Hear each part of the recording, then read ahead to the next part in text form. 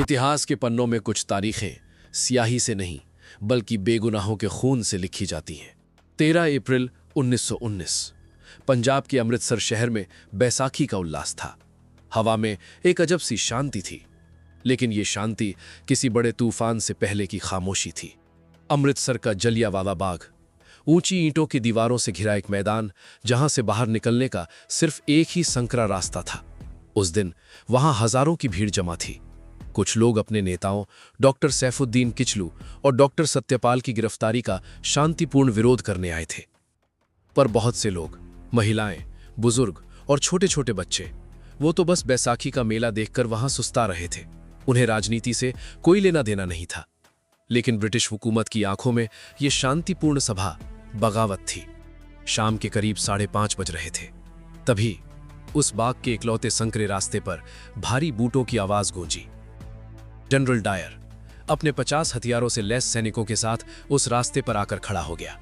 उसने बाहर निकलने का वो इकलौता रास्ता बंद कर दिया। कोई चेतावनी नहीं दी गई। भीड़ को वहां से हटने का एक मौका तक नहीं दिया गया। डायर की आंखों में सिर्फ एक क्रूर जिद थी, भारतीयों को सबक सिखाने की। फायर।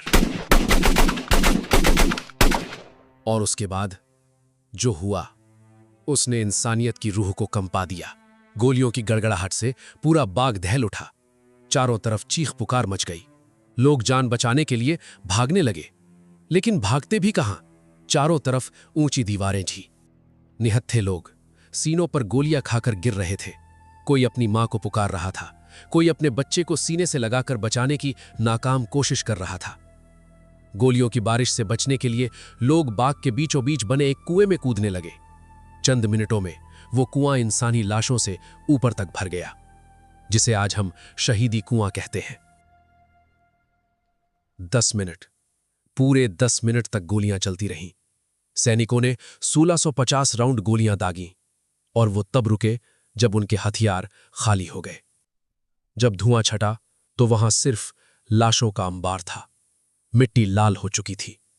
सरकारी आंकड़ों ने कहा 379 मरे, लेकिन असलियत में 1000 से ज्यादा मासूमों ने उस दिन अपनी जान गंवाई थी।